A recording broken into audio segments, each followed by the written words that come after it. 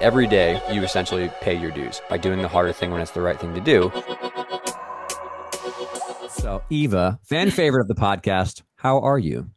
Hi, I'm good. I've missed you. I know. I was so happy to finally see you in person a few weeks ago when we had dinner. That was wonderful. Yeah, that was great. You are currently on maternity leave, right? Like getting Correct. back in the rhythm. So you're a little nervous about this, but I have zero doubt because this is like we were saying before the podcast. If there's any episode that I feel like you could destroy without, I'm not going to say anything, right? I'm just going to sit here. No, but you just is like, this is your bread and butter, man. This is your bag. So we are going to chat about helping parents navigate this wild west that is competitive gymnastics, because you and I both have probably dealt with thousands of parent interactions in our time together. And you being not only a gym director, but a program director of a bunch of different gyms, you have probably heard, seen, dealt with every common complaint that we get questions about. So I'm curious to hear your thoughts, and I think this will be very valuable for people. But I don't know, what are your thoughts on the bigger picture before we chat about how we got to this, about I don't want to say dealing with parents. That's not at all the way. Is helping parents just get their feet set in competitive gymnastics, because it's a whirlwind. It is certainly a whirlwind. And I think just recognizing that it is a whirlwind and that it's hard is the first, is a big piece. And also remembering that this is supposed to be fun, folks. This is fun. We need, it's fun for the parents too, because of the relationships that you build. And there's certainly an element of fun in watching your kids grow and develop in their sport, not just physically, but mentally and emotionally. And just the general focus on great health, great people, that, we're building more than just gymnastics here. And so I think that that's really kind of important to set the stage with that, that it's hard. We're having fun and we're building great people. Yeah. And I agree with you. I think that sometimes that's lost, in particularly in the competitive side of gymnastics. I mean, I think the value that we offer to people is, between you and I, in our experiences, is we've worn almost all the hats, right? We've both been gymnasts. We've coached together for a long time. You've run an organization. I obviously have the medical side, the strength and conditioning side, seeing a lot of different gyms and consulting. So I think we have a lot of different perspectives to offer. And I think, that's really important to remember. Is I get a lot of messages from people about wanting advice on specific situations, and it's hard for us to offer specific what to do because there's no context. And so I really caution people, particularly when parents are looking for help. I'm empathetic that they want help, but you really can't just live on social media and try to compare gyms and look at stuff going on. Like that's the number one way to build resentment within parent groups, but also within gyms and organizations. When you say, well, this gym's doing this or this gym's doing that. Well, it's not, you're like, apples to apples is so far away. Like you're apples to like grapefruits. Like it's not the same gym, same people, same goals, same levels. So many different factors. So the hope is that with this podcast, we can offer the things that we have found really helpful from a principal's point of view for people to maybe take and have a team meeting about, or have a meeting on their own about, and say, that sounds like a really useful thing. Maybe we can build that for our gym so that we can have our own internal discussions and stuff like that. Absolutely. I think, you have to kind of look at the situation you're in. So if you're a parent trying to figure out what to do about something, like you said, the structure of the gym, the leaders running it, the coaches making it all happen, the administrators, they're all pieces. And so you have to kind of find your answers by navigating through what you exist in already. I think the input from social media can be helpful in maybe taking, next steps. And of course, a podcast like this, hopefully will be helpful. That's why we're here. But I think it is helpful for us today to kind of speak on general terms so that maybe people can just take pieces and apply them to the situations that they're in. Totally. Yeah. And this is finally we've had these conversations, hundreds of these conversations at coffee shops and stuff like that. But the main thing that I see a lot of people messaging me about and asking for help about when they ask about what podcast do you want more, is people are asking mainly how to navigate competitive gymnastics, like the culture and the craziness that is competitive gymnastics. But also, I think a lot of people generally have concerns, parents to coaches, coaches to parents, vice versa, about just dealing with issues that they have come up that they're frustrated with, whether it's culturally, whether it's injuries, whether it's competitive performance. I mean, the sport of gymnastics is changing at a blistering pace these last 5 to 10 years, given everything that's happened. And so I think a lot of people are trying to navigate those waters. But I also think a lot of parents, again, empathetically, they just want to support their kid. They just want to see their kid be happy and safe and enjoy the sport with their friends. And they struggle to figure out their role as a parent, where that line is between not overcoaching. Some people were obviously gymnasts, so there's that line, but more so just like, where is my role as a parent to be supportive and to help and to be an advocate for my child at all costs, and, you know, step in when something is needs to change? Or where's that line of letting some of the tether go and saying, okay, well, I trust the coaches, I trust the family here, I trust the, you know, the other kids in the organization to maybe let my kid develop in an environment. And so I can understand as a parent, I'm not a parent, but you are, how scary that must be to let your kid, you know, your 6-year-old, 8-year-old go off into the wild of competitive gymnastics a little bit. It's wild. Sure. Yeah. And, you know, I think that there's a responsibility to the gym owner or the head coach or the leader in charge to have some of those questions kind of answered in some kind of resource, Right. whether it's a welcome to the team handbook that you're physically handing out to folks or an online version of that. I'm always a fan of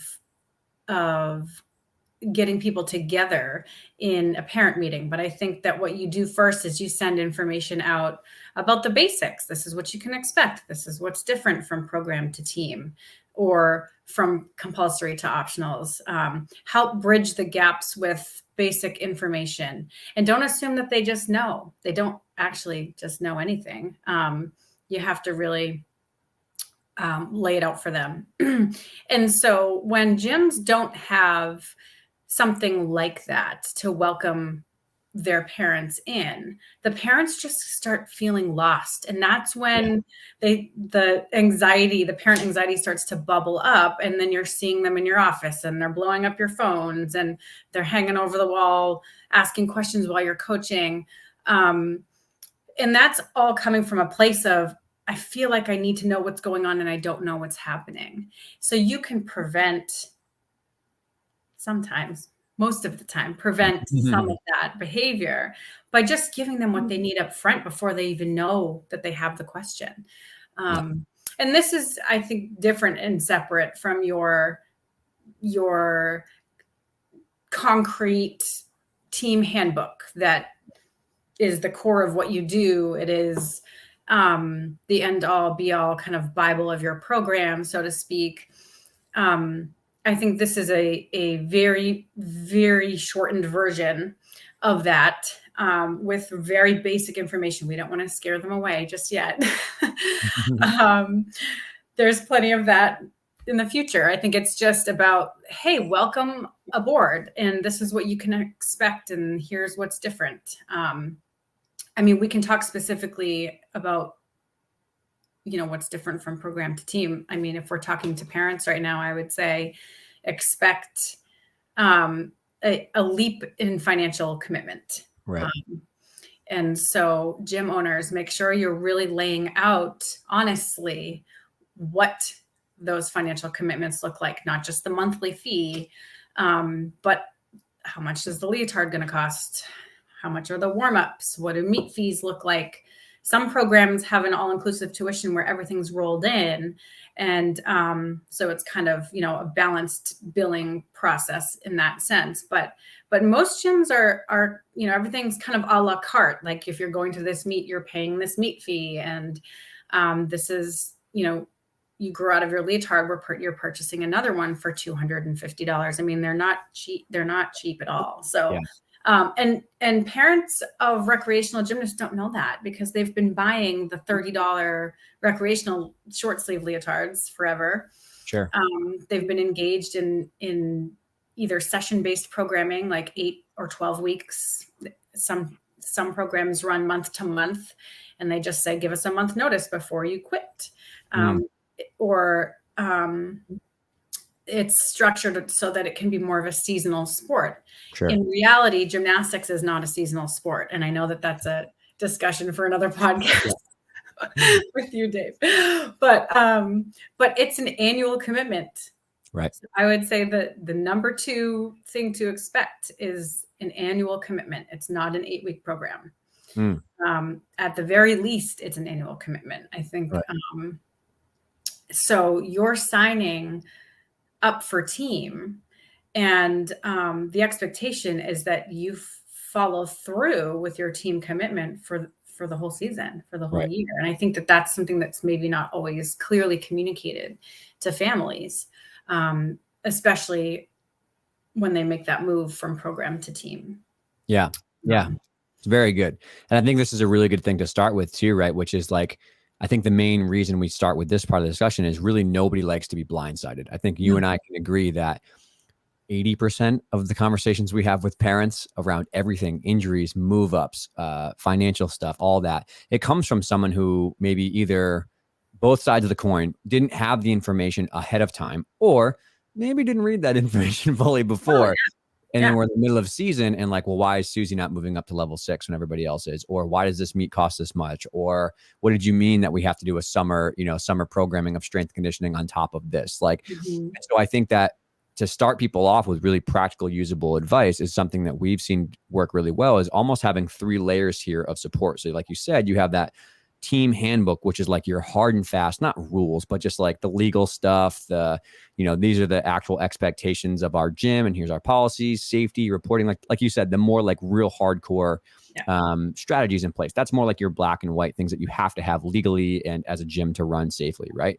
But then on the back of that is more, like you said, the parent packet or a binder or an online resource location of a Google Drive. That's more all of like the soft skills, right? Like the cultural guidelines that you have inside of your program that everybody, as almost like a social contract, agrees to, that these are the values of our gym, right? And these are things that come up with, like we've explained in detail before, like our rule of 7 for not letting people do a skill in competition if they haven't competed it on hard or haven't done it in a hard setting under pressure 7 times. Or how does somebody move up? What about attendance? What about behavior? What about mental health and academic standings? What about scores? All those things. And you can go down the rabbit hole here of other educational tips with mental health or nutrition or with experts or other things to do, that's more of like the go-to resource packet that somebody has for all of these common problems that come up. And then as a third layer, which is something I've learned from you that's so important, is some sort of parent community support network or lattice where new parents can lean on more experienced parents to help get some of these questions that are not really answered in one of those 2 resources of, getting to meets or timelines and stuff like that, or what to expect and all that. And I think in there you have, a parent group, right? Obviously you're having these parent meetings, like you said, but text discussion with these kind of things, parent leaders or parent reps of levels. And then you also have like, a place where these people can talk to each other and communicate. But it's important that people have these different structures built into it, because you don't want to have someone who's feeling like they have no answers to their questions. They have no idea what's going on. They're very stressed out. And that's where I think a lot of these frustrations bubble up, And so, I mean, can you maybe talk to more of that parent support structure? Because you were really good at developing that in our gym. Yeah. I mean, I think most gyms at this point really utilize their optional level gymnasts to mentor their compulsory gymnasts and even program level kids. I mean, it's part of how you build team and camaraderie. It's no different for the parents. I think you just do the same thing. You take those optional parents who are really your veteran group and ask them to help take the new team parents under their wing, help them understand etiquette. This is how we act at a meet. We can't step on the floor. This is what we do during an awards ceremony. We don't charge the podium, because we've seen that before. Because the poor volunteer who's reading the scores with love, because they want to take a photo. Yeah, exactly. I think parents can be really helpful in teaching the new parents the etiquette. Yeah. And that just makes everyone's life and job easier. Yeah. I think and social contracts of like volunteering at meets, like another thing that comes up quite a bit is like, what's the boundary around there? So yeah. Yeah, I think some parents can volunteer more than others, and there are different ways to show support of a program. Right. I think parents put pressure on themselves to be at every volunteer situation, to be at every meet all weekend long. I mean, we love you. Thank you. But there are so many ways that you can support. I mean, the parent that comes and drops off the 6 cases of water before you're running a meet, it's like, oh, thank you, Yeah. and they're like, I have to work all weekend and I feel so bad. It's like, don't feel bad. We need this water, Yeah. And you're going to help us, make a little money off of our food table and keep the kids hydrated. And that is support in its own way. Right. So, as a parent, I think it's good to upfront be clear about what the commitment is, what the expectations are. Each gym has kind of a different expectation for their parents. But ask the question, what is my commitment as a parent in regards to volunteering? Yeah. And when do you need me? What are there other ways if I'm working on the weekends or I have 3 other kids at home? Are there other ways that we can help?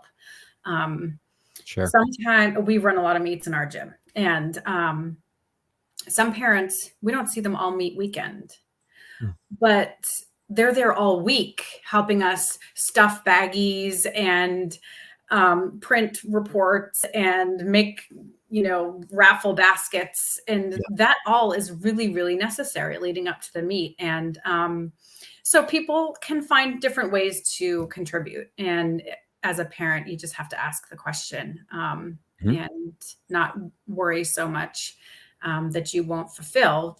Think creatively about how you can step in and help. And I think that that's always really appreciated. The parent mentors can really be helpful in this way too. Some parents have a hard time figuring out how to make it all work, either from a financial standpoint or from a time standpoint. Like, how do I get my kid to practice when my son has hockey and my other daughter's playing softball? I mean, it's hard to juggle. And so something that we've done a lot of in the past is connect parents with each other that live in the same town. So with the parents' approval, of course, we would gather a list of families that live in the same area and share that information with the parent group to say, oh, hey, you're all from this area. Maybe there's a carpool situation where everyone can pitch in, and then you don't have every parent feeling like they have to drive the kids to practice every single night. I mean, that has helped tremendously with the parents. Yep. So the parents really, they come together to help each other out, and it becomes, a family. And that's one of the benefits that the parents really get out of it. I've watched parents build new friendly relationships that they hadn't had before because their kids are all involved in gymnastics.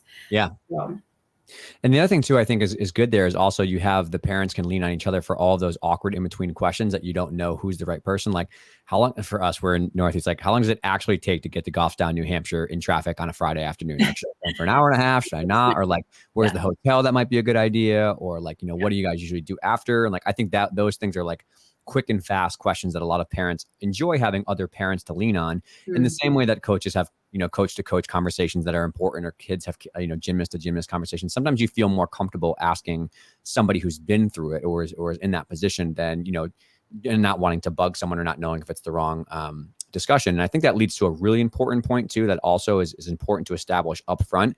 And I actually was sparked by this by Lindsay Stansel, who had a really good comment on this, is that you also have to create boundaries around communication for parent to coach or coach to coach or whatever. Like, what is the proper channel of discussion that's appropriate in these boundaries, for example? And like you said, it's one thing to, at a quick drop off, say, hey, how are you? And touch base really quick about this thing. Oh, she has this with her ankle going on, or she's nervous about this. She was staying at home.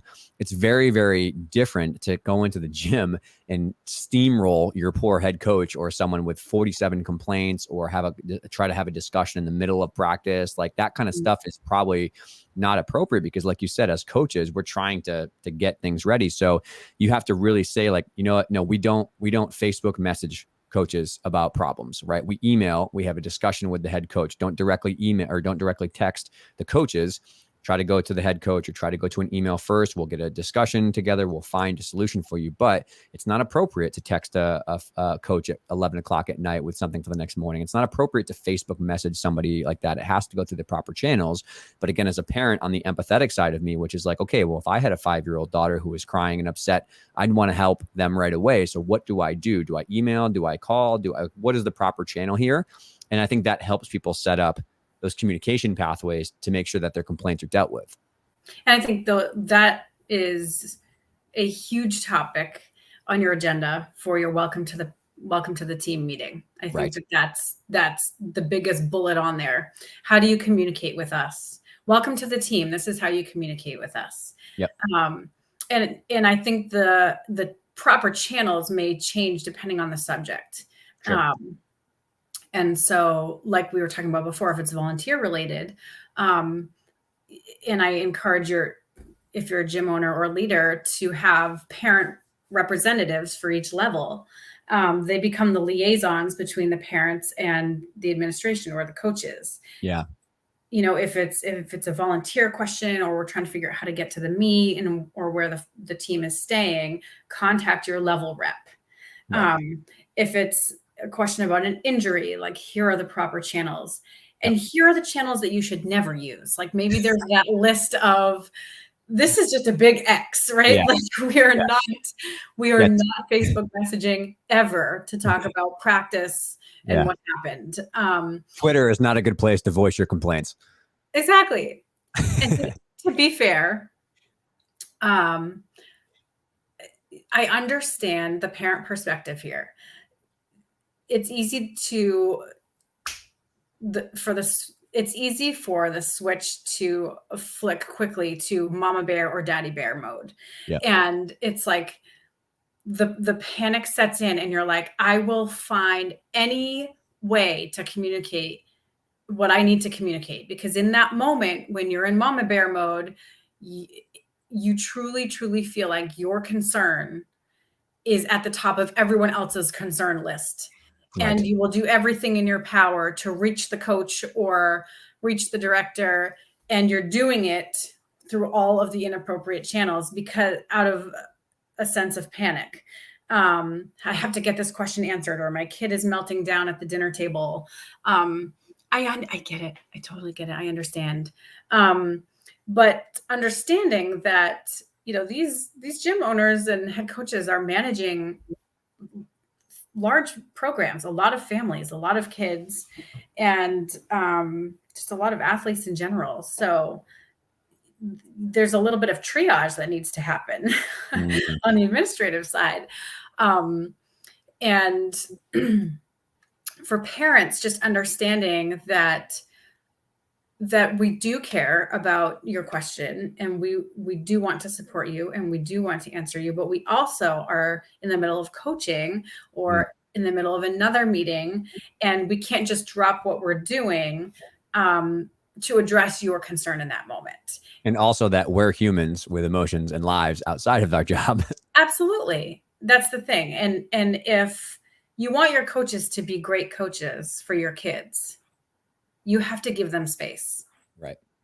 You have to allow them to have their own lives and to set their own boundaries. That's hard for coaches to do. Yeah. Coaches take their jobs very seriously. They think of your kids as their own kids. I mean, how often do we say, Dave, oh, my kids, my kids are on vault, my kids. Yeah. It's like we talk about them as if they are our own children that we've birthed ourselves. Yeah. Not the case, but it is a wonderful thing. I mean, from a parent perspective, it's like you want your coaches to feel that way about your athlete. Of course you do. You want them to take them under their wings and really, really take care of them while they're in the gym. How much better do you feel dropping your kid off to a program when you know they're being taken care of? So let the coaches do that, and then allow them to draw the line, because it's hard. We've all had to figure out, how how do I separate myself from my group of gymnasts? Mm-hmm. And how do I take space for myself to go work out, or get some sleep, or spend time with my own family, whatever it may be. It's a challenge on the coach's side too. And so it's really always about partnering with the parents and helping the parents understand that you can, as a coach, feel just as emotional about this gymnast as the parent is. Right. Right. And sometimes the parents don't realize that. They're just like, oh, she's just coaching my kid. Well, the kids spend a lot of time in the gym. I know. They spend a lot of time with the coaches.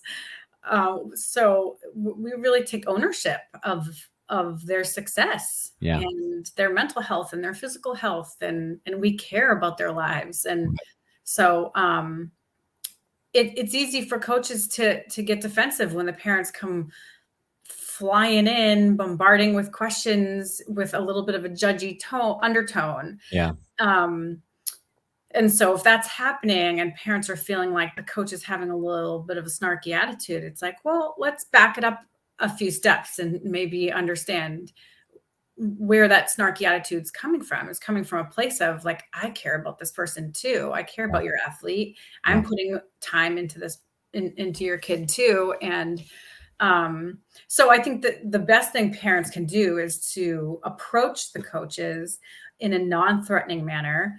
And it's always best to preemptively send that email to say, hey, I have a couple questions. Stick to 2 or 3 questions at a time. Like just, I wanted to talk about X, Y, and Z. Do you have time before or after practice today or tomorrow, or could we schedule a time to talk? I mean, those are the best emails. Those are the emails where we turn and we look at each other and we say, can we clone this parent? Yeah.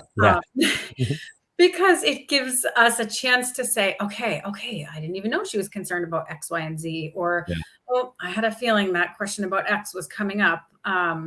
So let's get our heads around, how we're going to have this conversation. You'll get so much more out of your coaches if you're giving them a heads up on the questions that you have, as opposed to bombarding them right before practice. Right before practice, what are we trying to do? We're trying to plan practice. We're trying to make sure we have all the equipment that we need. We're trying to get a sense of, the kids are rolling out. It's like, who's in what kind of mood? How are we doing? Are we going to be able to execute our plan for today? Yeah. And so the bombarding questions from parents in that moment are really actually taking away from what we're about to provide your own kids. And that, I think, is, at least it was always the source of my frustration when I was coaching. So I'm mentally prepared to coach these kids for the next 5.5 hours. And so it's kind of like, when the parents come in like that, and then you have to kind of go and like shake it off and get back out on the floor. It's not a great start to the practice for the coach. So if parents could understand kind of the impact that they have, which is usually very different than the intent versus impact is big here. The intent is, I just want my question answered. I just want to check in. I just want to make sure. I just want to talk. I just want to just tell her this one thing. That's the intent. And it's harmless usually. But the impact is different.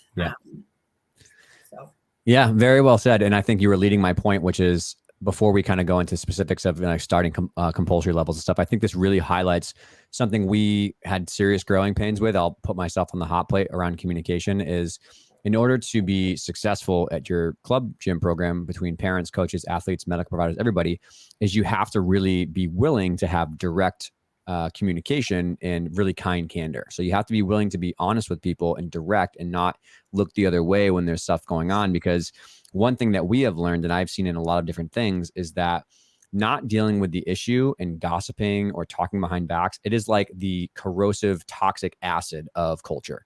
So if you depend on talking behind people's backs, or complaining to other parents, or gossiping about coaches, or blah, blah, blah, or coaches are victims too, or are guilty of this too, is like complaining about parents to other coaches and making side-handed comments. There's no faster way to erode your team culture's foundation than letting that happen, and then it blows up in a meeting sometime down the road. So something that there was a direct linear increase in our culture, our happiness of all the coaches, parents, athletes, with the more willing we were to develop this skill of having difficult conversations, which means having the skill set so that you can be empathetic and you can be very kind and professional while addressing some really hot topics or some serious issues.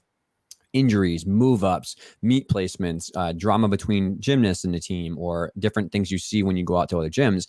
The better that everybody can be willing and able to have those challenging conversations and never attack the person, but attack the situation at hand and come to that situation with empathy and professionalism and kindness and really good intent, like you said, the better all of this stuff will get. There's not a single thing we'll talk about in the next hour that doesn't have a solution somewhere rooted in really good, professional, kind communication skills that have empathy as the background layer. I agree 100%. It all comes down to the communication. That's huge. Yes. And being okay with the tough conversation, because as hard as it is to go into that tough conversation, it always feels better walking out of it. Yeah. Because you feel like, okay, whew, like yeah, whether or not you reached the conclusion you were hoping you would, it's like, okay, she didn't love it, but at least she understands. And your goal doesn't always have to be to make friends or to agree even. Yeah. The goal should always be understanding and education, help them understand. And that goes both ways. It's a two-way street there. Yep. Parents, help your coaches understand where you're coming from. Coaches, help the parents understand where you're coming from. It's a two-way street. Educate, educate, educate. The more we know about each other and our athletes, the easier it will be for us to help them be successful. Very well said. All right. Well, that's a perfect little intro there for the first little chunk. And so let's start with part one, which is going to be, how do we even help parents get just their foot in the door with just competitive gymnastics as a whole, as an entity, right? So like, how does someone in a parent perspective say you're in rec classes and someone says, blah, blah, blah, we think you'd be great on team. Would you like to try out or join or all this kind of stuff? So wrapping your head around competitive gymnastics, let's maybe start with, can you just educate people of like, why even compete? Why compulsory? Why pre-team even? Because some people are like, my daughter's 6. Why in the 5? Why in the world does she need to do a pre-team routine? Like what's going on here? So let's start there with why even to start in this place. Well, compulsory gymnastics really lays the foundation of physical and emotional preparation for higher level gymnastics. So there's really no rush to get out of compulsory gymnastics. We'll talk about that later. But I think that pre-team helps bridge the gap between program, classes, and team. Right. It helps bridge the gap from a skill standpoint for the athletes, but also it's typically more expensive financially and a little higher of a time commitment from a practice standpoint than program classes. Like you might come 2 days a week instead of 1 day a week, for instance, but it's not a full team commitment either. At least I'm just speaking to what we've done in our programs. Sure. And so I really appreciate pre-team or even level 1 just to help kind of bridge that gap. This usually we don't have the parents purchasing the long sleeve expensive leotard. We're having them purchase a short sleeve version of the leotard. So it's still obvious that they're on the team and they're part of the team, but it's pre-team. We're taking a step. Again, with the commitment that we had talked about, it's not an 8-week program. Pre-team is an annual commitment at least. And so I think it's really important to just let your kids experience that. Okay. Typically pre-team is running at the same time as your compulsory program. So it's a great opportunity for the gymnasts to kind of see where they're headed and be inspired by the more advanced gymnasts around them.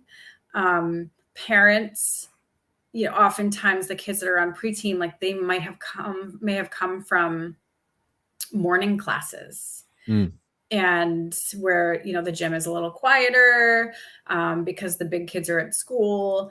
And so it is a wild difference to go from the 10:30 tiny tumblers class in the morning to 3:30 or 4:30 prime time gymnastics, like everybody's in the gym. So I think parents and kids kind of have to get used to that feel in the gym and how it's different when you're transitioning, and being able to do that for a few hours a week before you jump into 6, 8, 10-hour practices per week is good. So, and then of course the obvious, skill building points that, we're building skill and learning how to shape our body. They're learning how to shape their bodies, and the kids are learning etiquette as well. This is what it takes to be on the team. This is how we salute the judge. This is how we mount and dismount the equipment. They don't just know these things. We teach them these skills in preteen and one. So. Yeah. And I think something we've popularized and that people have taken to heart is kind of our priority filter, which is always, health first, then build good humans, then build good gymnastics. And I think in my mind, compulsory helps to serve two main buckets, one of which are the human level development and the human level skills, which is, like you said, like, how do you be a part of a team? How do you, stand in line? How do you work hard at something? How do you, have to do all these different things, commitment, time-wise, right? Like delayed gratification is a big thing we try to teach kids about, why it's not instant. You're going to get your skill right away. So there's like the human level development that we really preach and I think are really important at this level because we want to help someone develop the mental and the physical skills to do that. But then there also, like you said, is the other bucket, which is like the gymnastics specific foundational work, which is like the drills, the shaping, the skills, the actual strength and conditioning, how much harder it is to not just come one day for a week for 45 minutes and not do a lot of strength, but now we're here 2 times a week and there's 15 to 30 minutes of strength. That's really important to get our skills and be safe in gymnastics. So we're trying to lay that foundational layer of here's the social, developmental, very important mental aspects and moral aspects to that, which we're, our main goal is to teach gymnastics, but all of us are clearly involved because we want to try to use the sport as a vessel to help develop great humans. So that's kind of one bucket versus the actual getting used to challenging gymnastics progressions and skills and stuff is another. And I think if you view compulsory gymnastics and preteen gymnastics in the lenses of those two things, when you're looking at programs and looking at time commitments as a parent, I think that's what you're trying to see in a program is do they have a great structure for those two kind of things? Yeah. And it's also an opportunity to teach the kids how to balance their time. Yeah. And especially at that age, the typical preteen age, where the kids are trying different things. They might also be playing other sports or be involved in other activities or groups at school.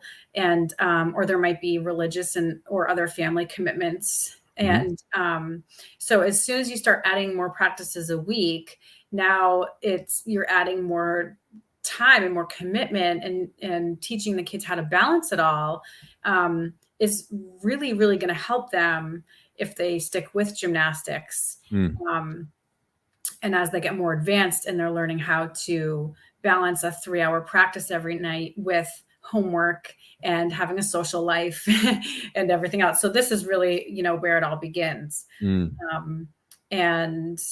And it's a balancing act for the parents too. The parents have to do their own balancing act and figure out if it's going to work for them as well. Yeah, right. If it's not going to work for the parents, it's certainly not going to work for the gymnast. So, and the family unit as a whole, right? Like a the little whole bit of a trial period for everybody. And there are those situations where there's an incredibly talented athlete who is in gymnastics programming and is recommended to go to team.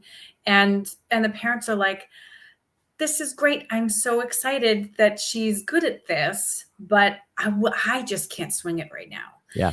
And, I really appreciate when those parents come forward with that kind of honest assessment of their own lives. Like, we're just not ready for this.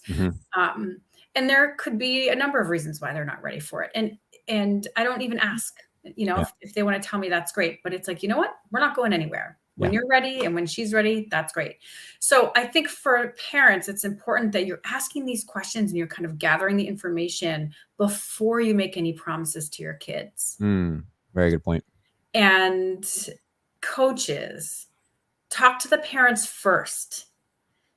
Teachers, talk to the parents first before you mention to the child that they're ready to move up. Yeah.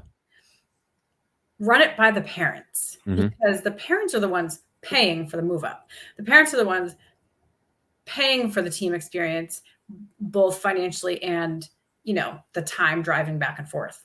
Right.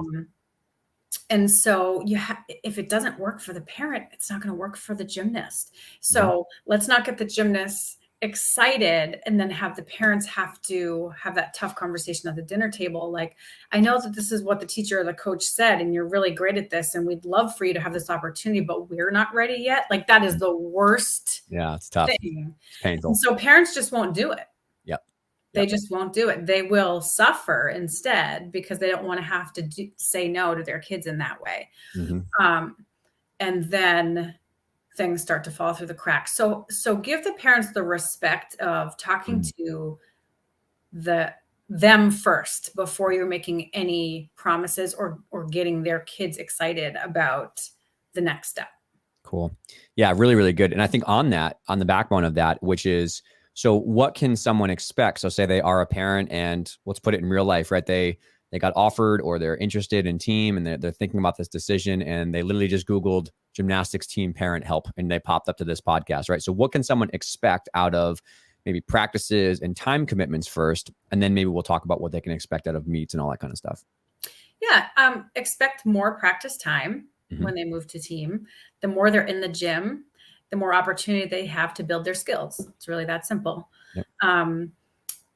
And smart gym owners that are creating rotation schedules want to make sure that the kids, as soon as they move to team, are getting on all 4 events every week. And so to be able to do that, we're looking at least 2 days a week of practice to be able to get all 4 vault, bars, beam, and floor events in a week. So more time in the gym. I think another thing to expect is that it's going to cost more money. It just is. Yeah. Every program's a little bit different, but it will cost more money. So make sure you're asking questions about what the financial picture looks like.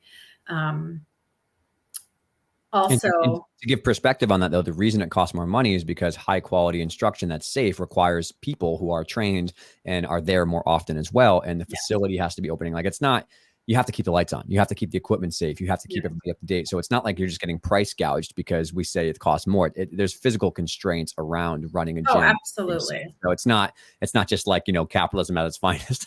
Oh, no. Thank you for clarifying that. I mean, the coaches, it costs more to pay coaches than it does to pay teachers. Yes. And it should. Yeah.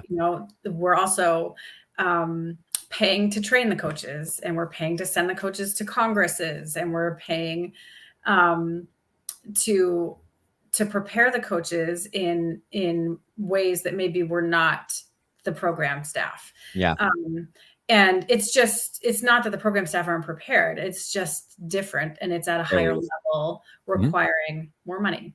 Yeah. So higher level skill requires more education, like every other place in the world. Exactly. Something that parents usually don't understand is that gymnastics team doesn't typically make money. Yeah. It just doesn't. And coaches are often overworked and underpaid, even in the best of gyms. I mean, it's the gymnastics programs are funded by the recreational classes. Right. The rec classes financially support the entire gym, the entire program. Yeah. And so gymnastics team and gymnastics program classes, they need each other. I mean, the team exists for the purpose of, for so many reasons, but the recreational kids, they need something to work for. Right. Yep. And the team really needs the program financially to financially support what the team does. And so it all kind of works hand in hand. That's I don't want to speak for everyone, but that's typically Sure. how gyms are structured. And so there's this misconception that when you move team, it's so much more expensive because the team really needs to make the money. It's like, no, the team just costs more money. Yeah. And and the equipment is very expensive too, and it's usually coming out of the team budgets. Yep.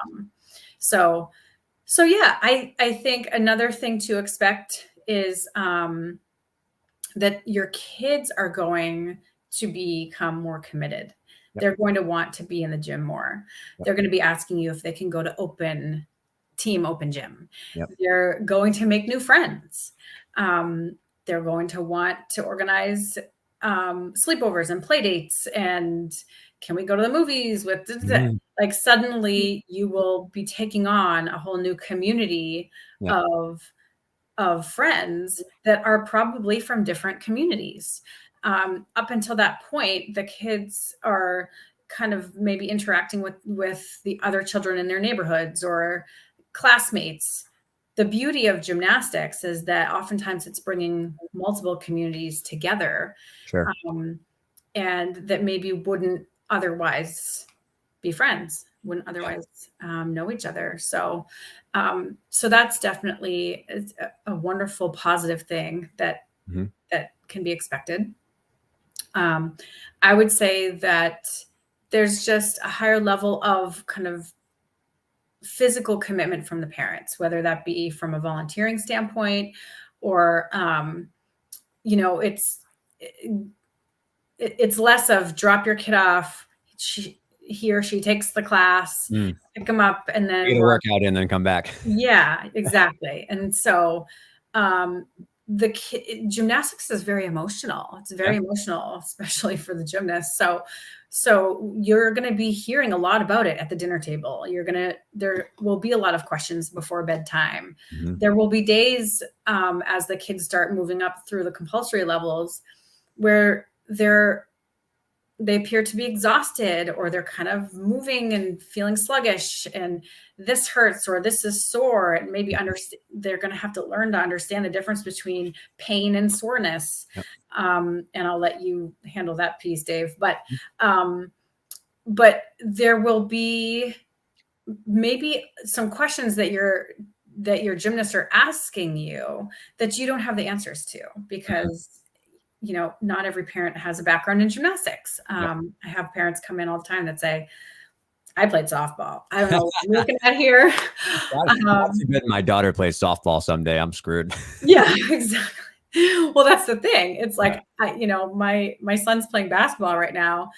And I mean, he's only 4, but still he's like so into it. And he's coming home talking to me about all these things. I'm like, that's great, honey. Like, I have no idea what you're talking about. But, and so I think that it's a situation where you have to be okay as the parent, just knowing what you know and what you don't know, and not being afraid to ask questions and clarify the things that you don't know. If as leaders or coaches, we can understand that, okay, she's going home and every day at the dinner table, she mentions X situation. It's like, okay, well, we can help give the parents kind of some talking points to help with that conversation. Parents will come in and look at me and go, I just don't know what to say to her when she looks at me like this and says this thing. And I'm like, oh, okay, here's a few things you could rattle off. And they're like, oh, thank you. And so armor your parents with some kind of sound bites that you can use at home. And as parents, ask for the help from the people who are doing it every day. It's okay. There's no shame in asking for help. And we don't expect you to know everything about gymnastics. We hope you don't know everything about gymnastics, because that's our job, right? Yeah, exactly. Yeah, I think you made a really good point about, obviously what I can speak to well, which is you have to expect that it's more energy demanding, emotionally, physically, all that kind of stuff. So as you do more time in the gym, and as you do harder skills and you do more strength and conditioning, all that kind of stuff, you're going to have kids that are more sore, more tired. They're going to come home and just be like, just like dead. You know what I mean? In a good way, because they had fun.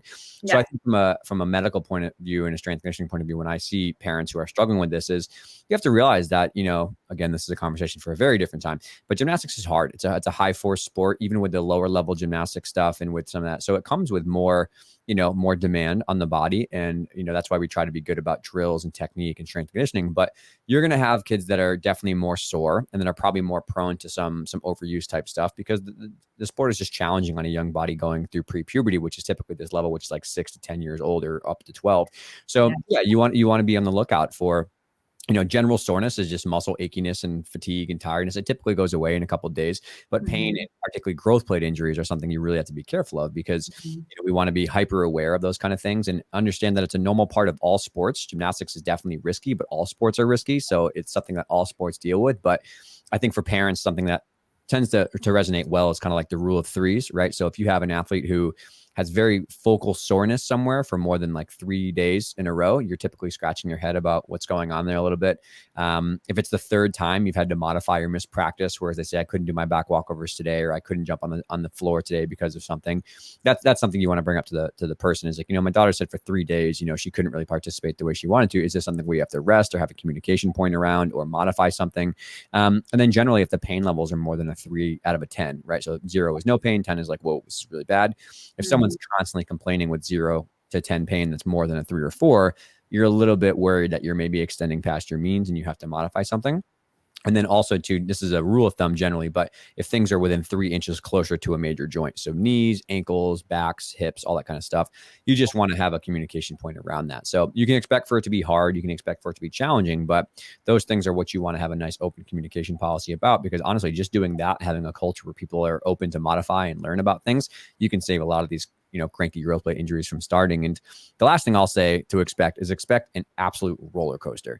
Expect skills to come and go, highs and lows. You have it one day, you don't the next day, and then you're strong one day, and now I can't quite do my kip or my forward whatever this day, or I could do my round off now and I can't with a mental issue because I'm nervous now. The skills are getting a little more spooky and I'm a little scared. So I think that's one thing too that you have to really be ready for in gymnastics, more so than other sports, because of the fear aspect and because of how hard it is, man, it is like an absolute up, down, sideways roller coaster of emotions. And it leads to a really good point, which I think you do so phenomenally well with people as we get into the meet situation, is can you explain to people how levels in gymnastics are not like what they're conditioned to with grade school, which is that you automatically move up every year just because a calendar year has passed, and maybe the dangers of moving up or skipping levels, we can not say some guilty that we've had with that, but why skipping levels or, repeating levels is not the worst thing ever. Skipping levels is not great. Repeating levels is not the worst thing ever. Mm-hmm. There's no rush. There's no rush. Contrary to popular belief. There is no rush. I mean, keep them in compulsories. I understand the excitement of moving to optionals and getting your own floor routine and being able to choose some of your own skills. From the parent standpoint, that's very exciting. The gymnasts work tirelessly for that moment where they move up. Even as a choreographer, I mean, we choreographers, we're like, oh, can't wait to get our hands on her and get that floor routine going. But it's really so important that they have built the strong foundation in the compulsory program before they move to optional gymnastics. They will have a much easier time as a higher level gymnast if they have really conquered each level of compulsory gymnastics. So there's no reason to skip a level. If coaches are mentioning, oh, she could skip this level, she could skip level 4, she could skip level 5. As a parent, you should raise an eyebrow to that. Yeah. And if your gymnast is staying on a level another year, that's a good thing, in my opinion.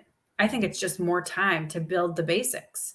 I think that the coach that is okay recognizing that your son or daughter needs another year is really looking out for his or her best interests, both physically and especially emotionally. Yeah. Oh God.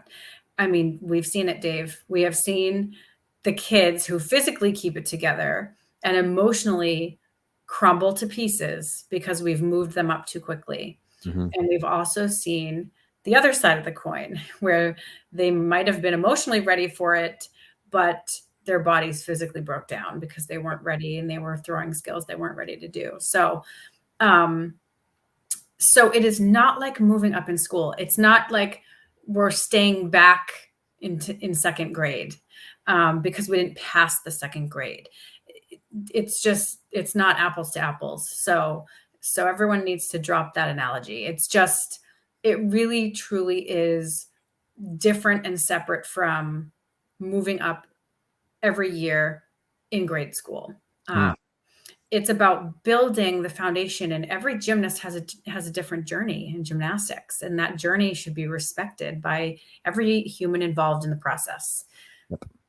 And we don't want to get in the way of what their journey is destined to be by just having an opinion about, oh, she should move up, she shouldn't move up because it's another year, or because she's another year older, or because her friends are moving up. And it's hard. It's hard when there's a group that's been together all along, Right. Friends. and they get to that point where they're so close and half are ready to move up and half are not. I mean, that can be tough, and we understand. But if the programs are doing enough to keep the camaraderie amongst the entire team, then there should be enough opportunities for them to stay connected as teammates, even if they're not practicing on the same level. It's more important, in my opinion, that they stay at the level that they're supposed to be at, so that they're building the foundations for a strong future in gymnastics, with fewer injuries, and that they're mentally prepared for the next level, that they're not playing catch up constantly physically, which is kind of destroying their confidence. We want them to, I mean, it's hard. Gymnastics is hard. The hard is what makes it great. Yeah. And a lot of what we do is teach these gymnasts how to love the process. And if the parents know that that's part of what we're doing, and they're on board, then they can help us while they're not in the gym, kind of reiterate, like, yes, this is hard. It's supposed to be hard. And the hard is part of what makes it great. Not everybody can do gymnastics. It's pretty cool, honey, that you're a gymnast. So yeah, you're sore today. So go in and tomorrow and talk to your coaches about how you're sore. And hopefully if the coaches are great people, and listening to their gymnasts, then they can, adapt programs to suit the gymnast needs that day. Every day is different. But I don't want to get off track here, but no, okay. I think there's a really important point that is worth mentioning here that needs to be said too, which is, and I'm going to start this first by saying from a coach, parent, medical provider point of view, I have so much empathy and so much love and support for people who want to see kids move up and they want to see them make progress and move to the next level or get that new skill or whatever else it is, right? And I think 95% of parents have really great intentions of really just wanting what's best for their kid.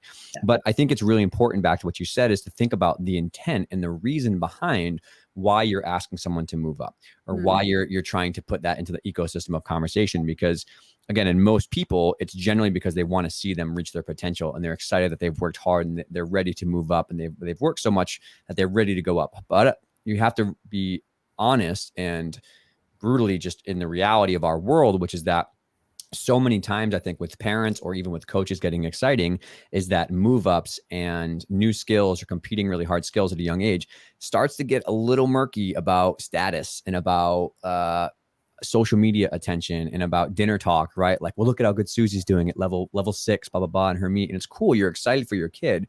But if you're, and I only know this because I've talked to parents who have told me 5 years later of the mistakes they made when they were a younger parent, Chelsea and Diane being a main, conversation. I was just thinking of them. Yes. Yeah. Is that the dangers of getting wrapped up in the excitement and the fame and the Instagram posts and the Facebook posts and the dinner with other parents. And, you don't ever want to move somebody up for those more not great, intentions of status, attention, whatever else should be. And I think, again, most people are really not in that bucket, but we've seen some very, very sad and dangerous outcomes in gymnastics where somebody gets moved up too fast because it's all about the talk and the brag and the gossip and the Facebook posts and the look at this and the blah, blah, blah.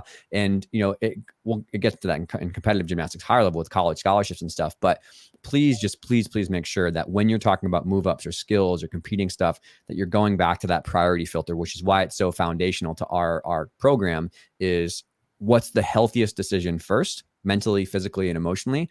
Next, what's the best thing for developing that person as a human? And then third, what's the best gymnastic strategic decision for their long-term career?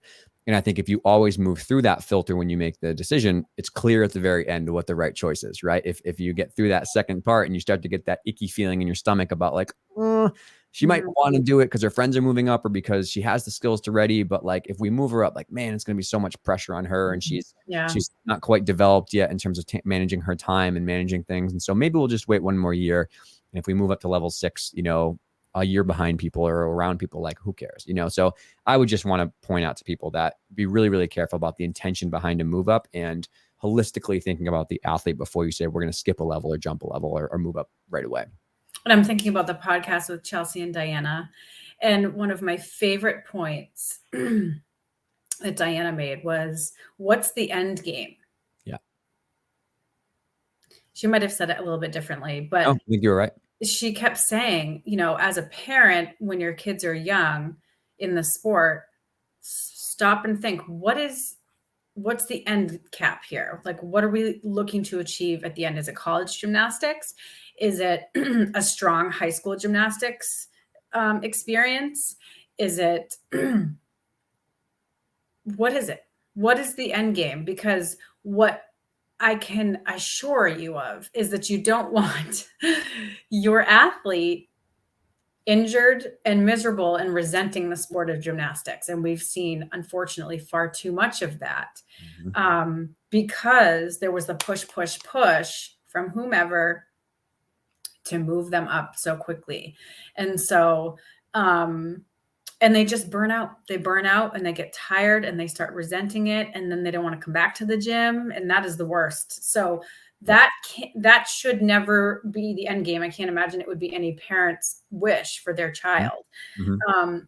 But sometimes when wrapped up in it, it's so brand new, the parents have a hard time realizing, like, okay, that the decisions we make now impact how she's feeling about this mentally and physically 5 years down the road.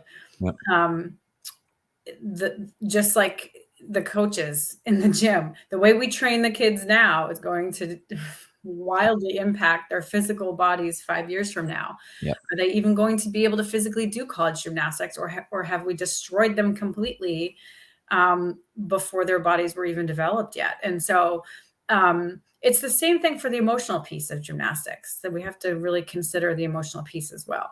And I think another important point from Diana from that podcast is kind of coming back to what I can speak to, is she had this big kind of jarring, eye-opening moment when she saw her tiny little daughter in a surgery bed getting a wrist surgery, I believe it was, or something like that. She was like, oh my Lord, like, what are we doing? I think they were on like their third or fourth major injury. And she was just really like having a shock and awe moment about that. So you don't want to, unfortunately, have that be the reason that you open your eyes and realize like, what, like, I get it. It's exciting. I'm saying this with love and empathy. The sport is so fun and you get wrapped up in the excitement and the emotional stuff going on, but you have to have that pause, break, take a step back, look at the big situation to kind of see like what's going on here. Because like you said, we don't want to move at a blistering pace too far, too fast through compulsory levels. We get to 12 and the athlete is not happy anymore. They've lost the fun. They've lost the joy. It hurts too much to do it. It's always constantly like a negative thing in their life. Like you said, it's supposed to be fun, but this is a voluntary thing. Gymnastics is a voluntary activity we do. It's just gymnastics, right? Like I love gymnastics with all my heart. My whole life is in it, but I still realize it is just gymnastics. It's just gymnastics. So, and Chelsea, I remember Chelsea saying, so if I'm 13 years old on level 10, what am I going to do? 5 more years of level 10 before I can even go to college? And the way she framed it, I was just like, oh yes, it's so true. So take a look at how old your kids are. How old is your athlete? Is she 4 and you're pushing for level 5 already? It's like, first of all, she can't even compete with that young at level 5. So there's that. But think down the line before you're too pushy in the moment. Yeah, absolutely. And I think the other piece to it that I wanted to mention, and I had a really good point and I'm thinking about right now, but it might be, oh yeah. So with the injury and stuff like that and the parents' role in helping and support, this is, I mean this in the most humble way possible, but I get the inside look to a lot of up and coming elite careers because they want my consultations or medical or sports performance, whatever. So I've had a good experience of seeing which ones make it long-term and which ones don't. And the ones that do are the ones where parents are heavily involved. They love their kids, but they are parents first and then gymnastics advocates second, right? And so I had a meeting yesterday with 12-year-old level 10 elite, has qualified compulsories, and she's dealing with an accidental injury in her elbow. Nothing malicious. Coach is great. Parents are great. It's just gymnastics is risky, right? Yep. But we were talking about goals and long-term and what do we want out of this and what do we want to get here? And the parents were like, this is her thing. We love her to death. The second it stops becoming fun, we're happy moving on and going somewhere else. But the daughter felt comfortable by the fact that it wasn't pressure outside from the parents or coaches because she's driving the bus, right? And so her elbow, it's going to be a 6-month recovery because it was a pretty involved situation that happened. And so I'm like, well, listen, it's going to be a whole year, but you'll be 13 when this is done. Like you're still very much on the upswing. And so her coaches get it, her parents get it, that this is an accident, it happens. But I feel so much better about the situation, trying to advocate for them. They're like, you can be as honest as you want with us, as open as you want with us. Her coach is really well-known and a little bit more old school, but he's open to new ideas. And for me, as someone trying to help them, man, what a weight off my shoulders when I know I can help have honest conversations. Vice versa, I've had some other conversations where level 12 or 13-year-old elites come up or level 10s come up, and I barely hear from the gymnast. I hear from the mom telling me about, well, we have this meet, this qualifier, we got to be ready for this, and then we're going to fly over here, and then we got this camp, this Devo camp, blah, blah, blah. And I'm like, what does she want? She wants to go run around and play tag with her friends because she hates the gym right now. And she's crying when we talk about having to choreograph her new routine. So like, maybe you guys should have a conversation about what these goals are, right? And what we want out of the sport first. Then we'll come back around to the injury part of the strength conditioning part that you want to add more onto. So I would just give the token of advice that we've seen very low level, I never want to compete. This is just to be fun. And I've seen people who want to go to the Olympics and make national team and have made national team and gone to the Olympics. The parents' role is endless support, unconditional love and support. And then I'm here for you and I'm stepping in and putting my foot down when I need to, not I'm another coach trying to push you down this pathway too fast, too soon. And don't get off the hamster wheel of next team, next meet, next thing, next team, blah, blah, blah. Because you're going to look up at 12 or 13 and be like, oh my God, what have I done? And parents, please understand that goals will change and that's okay. So and the kids grow up fast. Yeah. I mean, I just had a baby and suddenly he's 8 weeks old. And I'm like, how did that just happen? I feel like I just got out of the hospital. Yeah. So they grow up fast and it's like, suddenly they're 12 years old. Well, their goals when they were 6 and barely able to even articulate what they want. Yeah. May have changed. And that's watching the Olympics, right? Like watching everyone and everybody. Yeah. Maybe they have changed. Maybe they're the same, but there can't be the assumption in either direction. Yep. Have the conversation. Don't assume anything. Yep. Even 6 months or an injury or any kind of, maybe you've moved gyms because you've moved jobs or whatever. It's like any kind of change in age or situation can change the goals. I hate to say it, parents, but sometimes it's the new boyfriend. It's the boyfriend, or it's the new love for a different sport. Yep. And that's really hard, especially when it's been 16 years of gymnastics, not just for the athlete, but for the parents. And suddenly the athlete wants to play soccer instead. And the parents are like, oh, what do you mean? We just invested all this time and all this money and you want to do what? But like you said, if the athlete feels like he or she can be honest and have those tough conversations, tough conversation with their parents and with their coaches, it's so much easier to kind of readjust. Well, maybe you can play soccer and still be involved in gymnastics. And maybe that involvement just looks different than it was before. And that's okay. So for new parents joining the game, expect that the goals will change and that's okay. The goals can change. You have to be flexible, just like you are with every other aspect of their lives. Yeah. And I think that's good. I we definitely had the goal conversation more on the optional side, but it's so important. I think it's for all levels, right? Like things change so fast. Like you said, injuries, relationships start, family commitments start. It's just like they lose interest. Like we've had some athletes that are super high level that are like really have great goals, and they're steamrolling through level 8, level 9, and then they're like, you know what? I just want to go to boarding school. I want to be more focused on academic. I want to start a strength and conditioning program and learn how to power lift. My back feels terrible. I'd like to go try something else. Or, I loved it and now I don't love it as much and I have other interests, and all of those things were totally fine. And that's why you have to detach yourself as a coach and as a parent from the outcome. And again, what the process is. And I think before we switch gears to the optional transition, can we maybe just highlight quickly what parents can expect out of competitions? Because I think a lot of people also will be, this summer, they're going to get asked to join team and they're going to be like, all right, first meet, first pre-team exhibition is going to be in March or blah, blah, blah. And their parents are going to be like, what do I do at a meet? Do I got to get ready? Like, what about the hair? What about the bows? What about like, my little boy's comp pants? Do I need comp pants? Do I need a leotard? Like what do I need? So can you just share a little bit of exposure to what parents can expect in maybe their first meet season? And then from there, we'll switch gears to optionals. So expect that they will learn a routine and have to perform it on each event. That they will be judged literally by judges. That they will have to salute before and after the routine. That they will have to show up to the event ready to go. Yep. So a coach's dream is when all the gymnasts show up with the leotard on, the hair's done. Fully fueled, fully slept with. I was just going to say, fully hydrated and fully fueled. And that the parents are there to be supportive and cheer them on as their number one fans from the stands. Yep. Let's give 3 do's and 3 don'ts of meet etiquette, because we could have an entire podcast on that. Oh my God. Yes. 3 of your top do this and 3 of the top maybe don't do this as a first-time parent at meets. Okay. Top 3 do not. Yeah, let's go do not first. Do not step out onto the competitive floor. That was mine. While the meet is running or at all, really. Yep. Because there will be a deduction to the team score. And you don't want to be that parent that takes away from the team score because you couldn't help yourself. Yep. So make sure all your ducks are in a row, that your kid has everything she needs or he needs in the gym bag or the backpack, that the snacks and the water bottles and the grips and whatever, that it's all, they have what they need. And then you hand them off to the coaches and then you just be a spectator.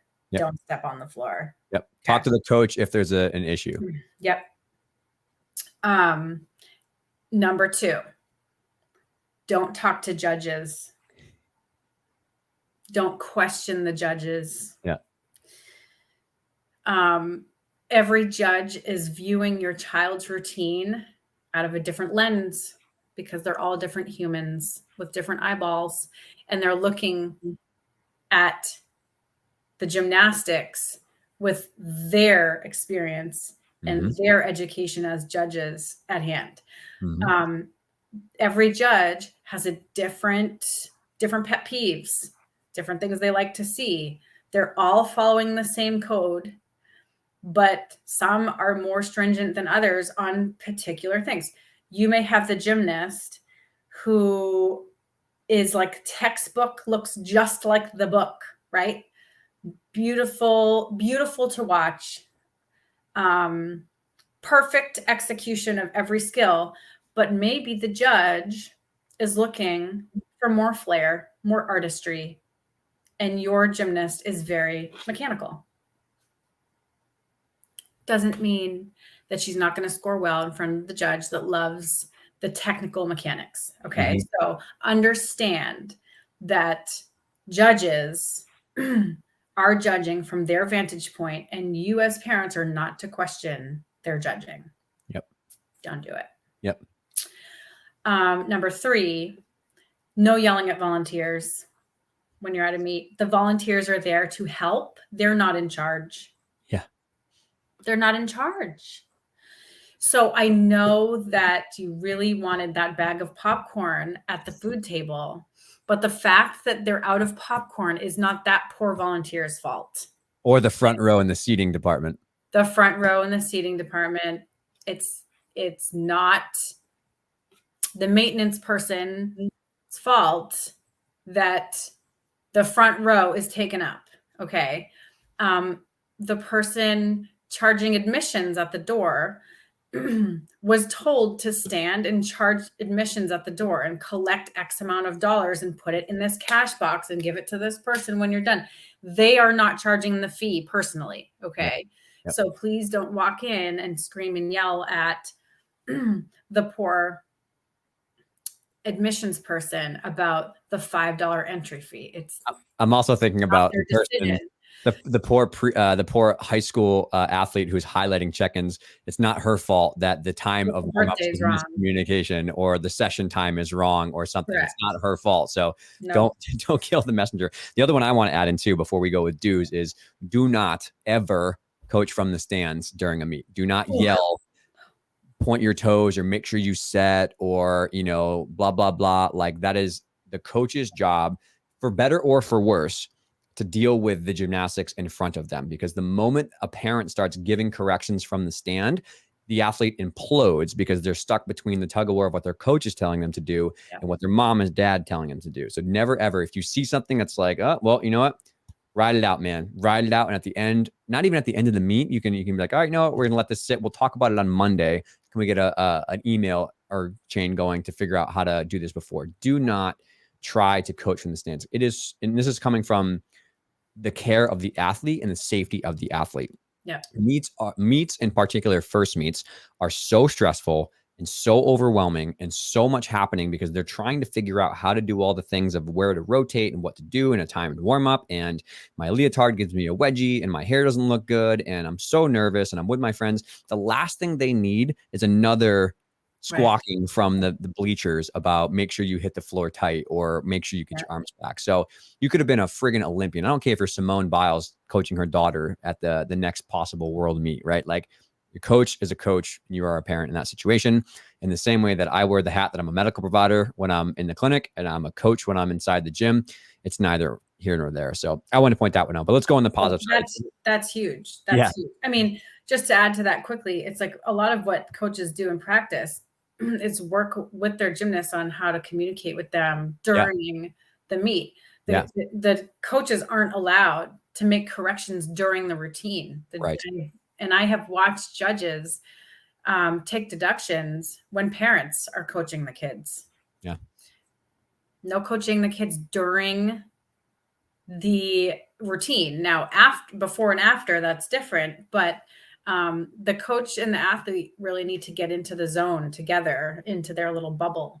So yeah. And I just thought about too of how much mental rehearsal and routine practice you're trying to like practice your keywords and practice your warm up and practice how you're going to approach the meet. That's so much of the parent or so much of the practice time is rehearsing. Yeah. How many turns are you taking in a time warm up? What skills are you doing in what order?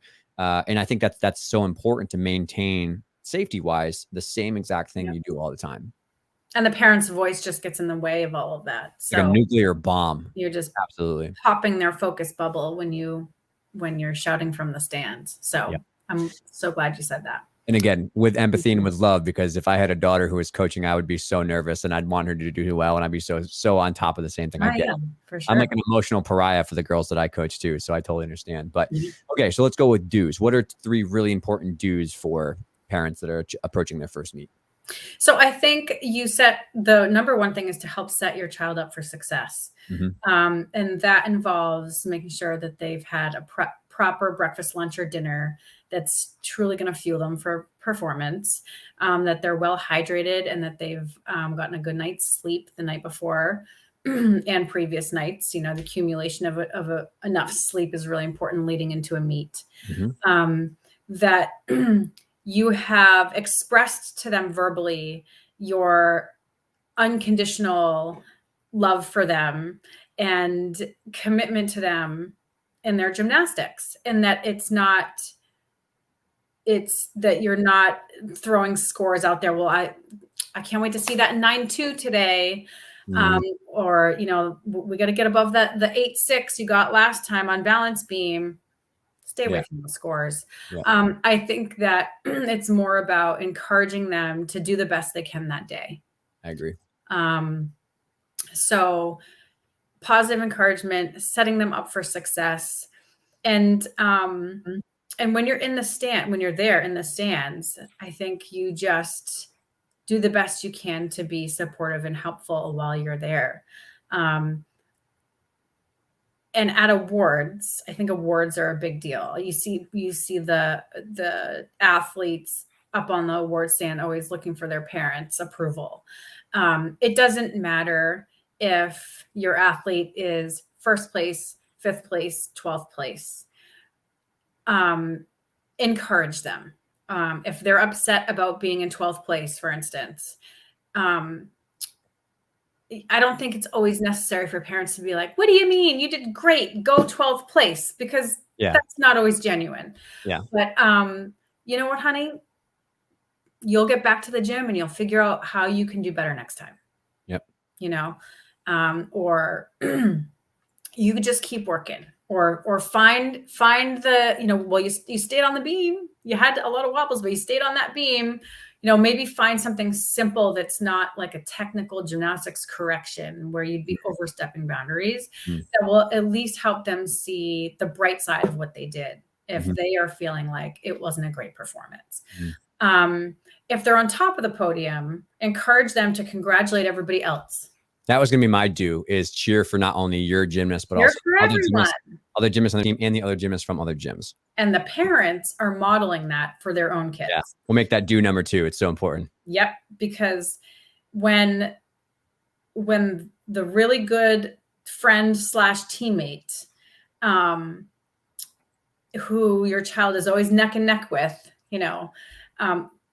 takes that first place all around win, when as the parent you're cheering, it's really important for your own kids to see that. Yep. And as a parent, you're hugging the parents of the friend, the teammate. I mean, it's really, really important for the kids to see that you're being a good sport. Yep. Because then they'll learn how to be good teammates as well. Yeah. We always preach, right? The best thing you can give your kid is a good example. Totally. Absolutely. The parents' reaction during awards is far more impactful than they think it is. I see the gymnasts all the time, kind of just always looking for the parents' approval or looking to see who claps for who. I mean, they're watching everything. The kids are watching everything. So, do you have one more good do? One more good do. I think the best thing they can do is just be supportive of their kids without going overboard. I mean, very good one. The crazy dad and the fan. Yeah, exactly. And have a conversation with your athlete about how to best support them. We had a gymnast once who was like, I forget, she got to a point where she felt comfortable enough saying to her mom, it makes me nervous when you watch. Yeah. Can dad take video and we'll watch it later at home together? Yeah.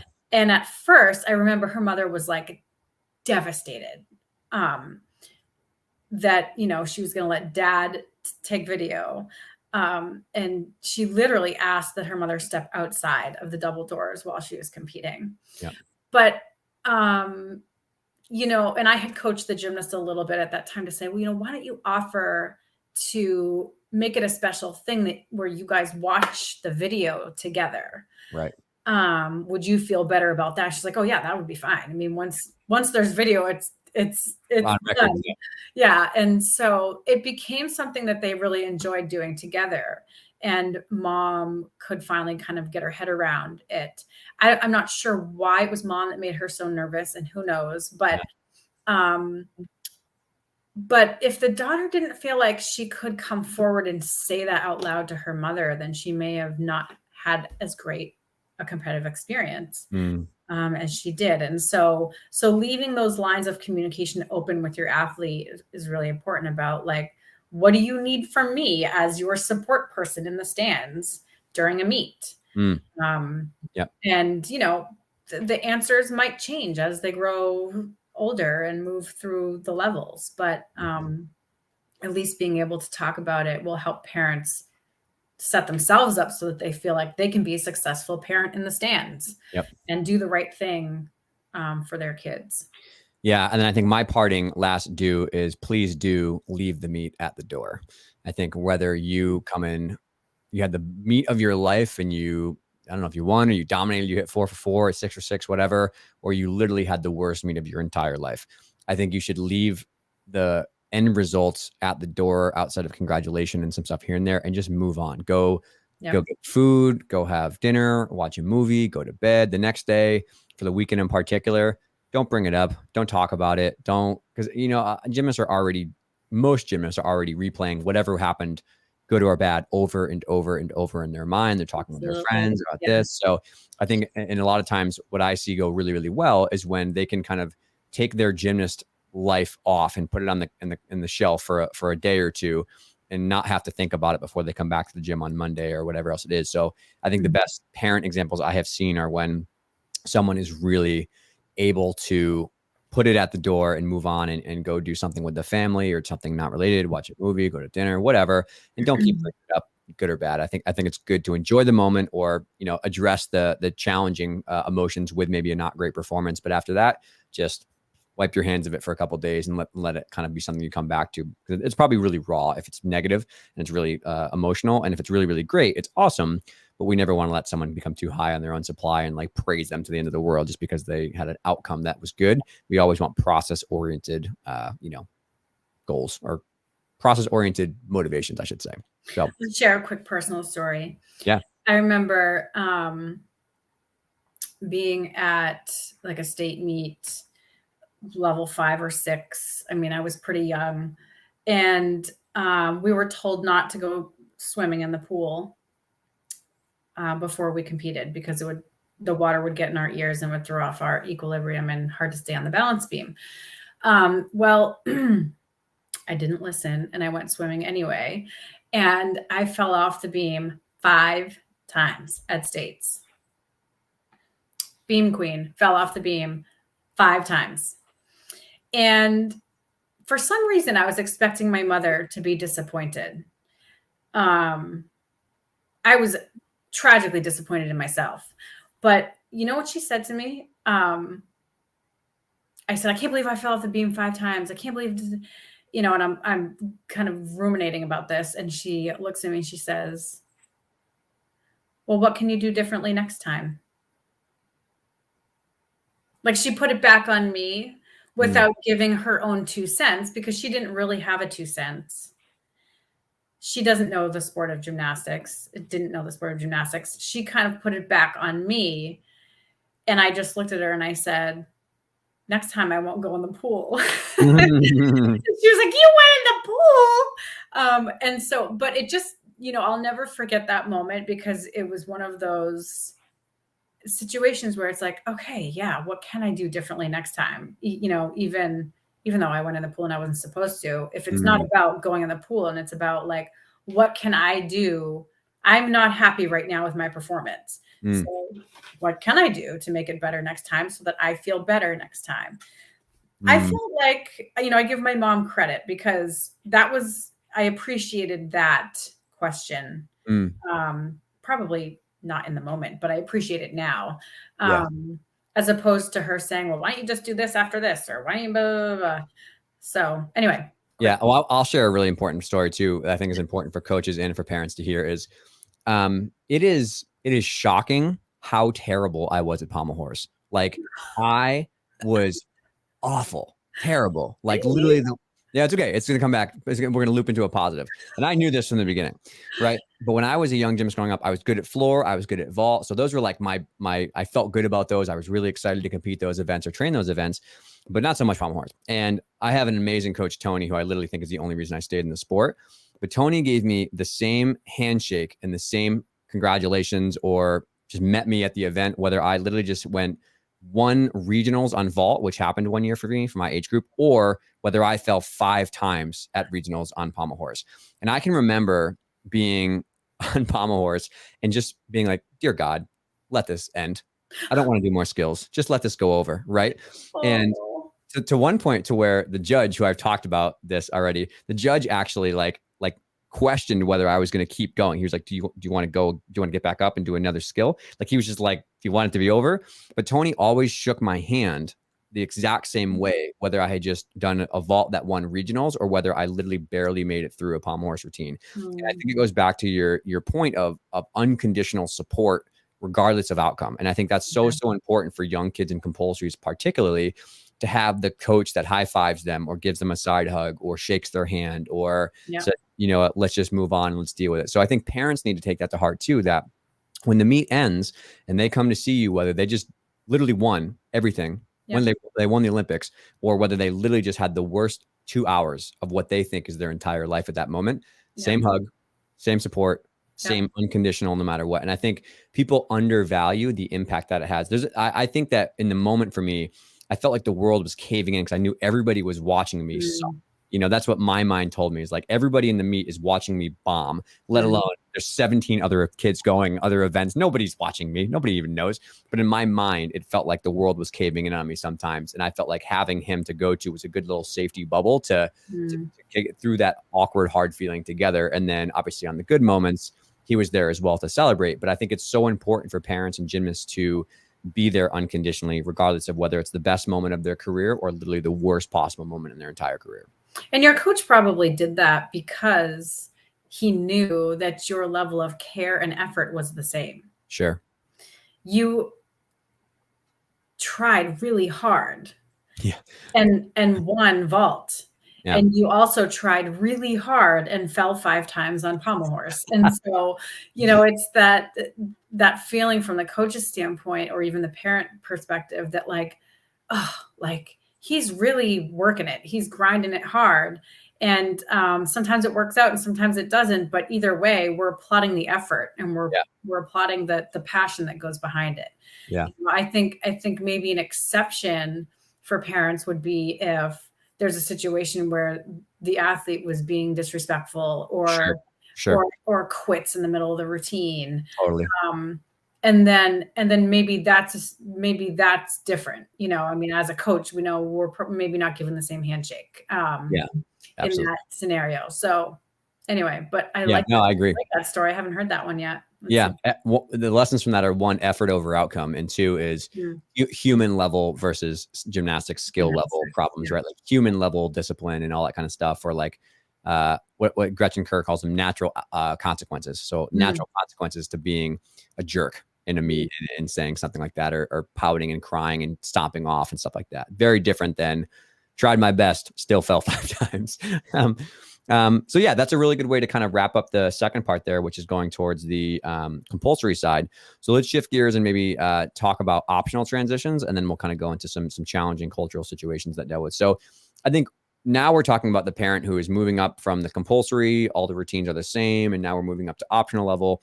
And I think we already covered goals, so we don't need to belabor that point, but the goals are going to possibly rapidly change as you get into optionals because it's so much harder.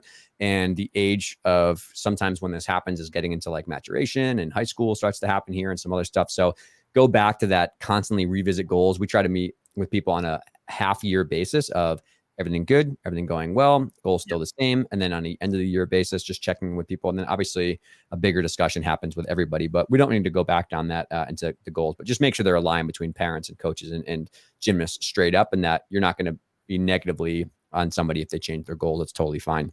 But let's first talk about, can you share with people some of the nuts and bolts of what's different about optionals compared to compulsories? It's just a higher level of skill, which requires more time in the gym to train those skills. Definitely more strain on the body and more mental focus required. It's much scarier. And with growth in skill comes growth in fear. And so learning how to conquer those fears is really important. And the emotional roller coaster that you described at the beginning, Dave, I think is really heightened when you get to optionals. And there are days where that standing back tuck on the beam hits every time. And there are days where you feel like a ton of bricks and you just can't rotate your body fast enough to get your feet to land on the 4 inches. So, and that's all normal, you know, I mean, that's part of what makes the sport so hard and so great, is just that there are these ups and downs, and compounded with all of the emotional stressors from school that, you know, that kind of come from outside of the gym. Relationships outside of the gym, either boyfriends or friendships, other commitments in high school or middle school if the kids are young enough, family commitments, siblings needing attention from parents. I mean, there's so many factors that come into play once the kids start getting a little bit older, and they're also training at a higher level. So I think it truly is a time to start to kind of reevaluate, like, how many activities are we involved in? How many sports are we playing all at once? We want them to be able to try different things, but, you know, kind of gets to that point. I know, like with our kids, you know, by the time they're 7s moving to 8, we're sitting down having that conversation. Like, okay, right now you're playing softball, you're cheerleading, you're doing gymnastics. Like, are we really, at what point do the schedules start to interact with each other? And is it even safe to be doing all 3 or 4 sports? It might be time to pick 1 or 2. So, no, I love it. I think you're spot on. I really do. I think you're spot on. Yeah. And I would say I want to maybe discuss again this framework of the 2 buckets that are going on here, right? So we have, again, the layer 2 of optional gymnastics, or even layer 3 and above, is resting on layer 1 of these foundational things. So on the human level side, with more challenge, with more fear, with more demand comes a lot more advanced developmental, I think, psychosocial skills, and also personal emotional skills, right? Like, obviously this is like a lot of like puberty is mixed into here, and there's a lot of emotional stuff going on, but I think it really is where you have to develop and teach the skill set of self-kindness and self-positive talk and work ethic, right? The amount of delayed gratification you need in optionals to get these skills is just absolutely massive. And I think also what's so important here is this is where social support and being not only a good teammate and supporting your friends or your teammates, but also leaning on people when you need help is so important because of how hard it gets here. And I think a lot of this comes with distress tolerance. You have to build the capacity to be resilient. You have to build the capacity to have a discomfort tolerance emotionally or sometimes physically, because strength is hard, right? Like, really requires quite a bit more of you. But like you said, time management is so much important to this, right? Just doing optional gymnastics, balancing school, and having somewhat of a personal life is enormous for young athletes to kind of go through. So there is that human level side of, again, this is how, you know, no pressure, no diamonds. This is how a challenging sport like gymnastics shows itself of trying to help somebody develop these skills to be a great, you know, to stay healthy and be an incredible human. But then on the gymnastics side, right, that other bucket is, right, it's so freaking hard. It's so hard to do even level 7 gymnastics that you need so much more strength, so much more flexibility, so much more physical conditioning from a cardio point of view. But you also need to have so many more skills and techniques in your bag to put together a good optional routine that's safe and that's going to be you know, competitively well if that's your goal. So it's going to come with way more demand on you from just an overall challenge point of view. That with that comes probably more hours, more time, and also you just higher risk of injuries and bigger injuries, right? Like, this, the part of the skill as any sport as you move up. So I think I like to frame that for people is that those 2 lines of why it's so hard in optional gymnastics, because you have these 2 competitive things, not to mention how terrifying it is to do skills sometimes, particularly if you get hurt on one or you take a bad crash sometimes. Like, those things come more regularly. So I think that's a good framework to look at it through. Yeah, I agree. I think that it's certainly a challenge, and there are also wonderful things that come from it. And they have spent so many years, if they've stuck with the same team, kind of building relationships with their teammates. So it's wonderful to see how they have each other to lean on when times get tough, and to watch the way those those natural leaders kind of rise up and support their teammates when they're down. It is really cool. It's a cool transformation. And just from kind of a gym owner, director standpoint, it's like, that's where you start to find your future employees. Who are the optional gymnasts that really rise to the occasion and help to support the teammates around them, or jump in to help out, or are kind of walking by the level 5 group and giving a few corrections to those guys. Like those, that's when you can start to kind of hand select your next group of class teachers. I figured I'd just throw that one in there. Yeah, that's important. But I think for parents, and in regards to kind of what to expect, it's a big gap, like it was from program to team to begin with, but it's just more enhanced, and so the competitions are maybe more competitive, and like the kids are kind of less concerned with the medals and trophies, and it's more about pride than anything. They start to get to know their competitors, and they get out there, and it's sometimes it can be, a fight for first place at a meet. But so I think it takes a fair amount of effort on the parents' part to kind of keep the kids centered, keep the athletes down to earth. By the time they are optionals, they're most likely involved in social media, relying heavily on the approval ratings, so to speak, on all the social media platforms. And so sometimes that can be a driver for motivation, but sometimes it can be incredibly stressful for the athletes. And it's about like, can I hit this routine so I can post the routine on social media, and how many people are going to like it? And along with that comes a wild emotional experience. And so I don't envy parents of teenagers these days. It is not easy. It's not easy to have a teenager in this world right now.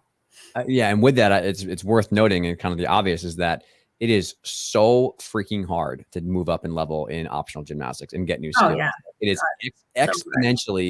exponentially harder to go from 7 to 8, and then from 8 to 9, and from 9 to 10, 10 to college, elite to whatever. So I think you have to understand that the athletes are going through that, is that progress is few and far between sometimes in optional gymnastics. Like the rate of falls and duffs and mess ups is like 95 to 98% to 5 to 2%. So that's what makes them so exciting, though, is because when they do come, you worked your tail off for it and it's awesome. But parents should have that in their mind, that it's so much more challenging. So we kind of danced on this, but what can parents expect out of the jump in time commitment or practices or stuff like that? And then we'll talk about meets. Yeah, I mean, you're looking at anywhere from 4 to 6 days a week. And so that consistency is really important. And when you're training the high level skills, and so they just need to be in the gym more often to be able to do that. So expecting that you're going to feel like your kids are in the gym more than they're home. Yeah, that was mine for sure. Yeah. And for parents, it's a little bit of a challenge to figure out, okay, how do we still eat dinner as a family? When are we how are we fueling? They're telling us to fuel our kids for performance. How do we do that? And when do we do that? And so, I just remember like eating snacks in the car on the way to practice, and then eating dinner out of a Tupperware container on the way home, so that there was enough time to get home and get the homework done and take a shower and go to bed. So, I mean, everybody's got like a different routine, but I think what families have to figure out how to do is kind of modify the routine around the gymnastics schedule, which can be challenging. So it really impacts the whole family.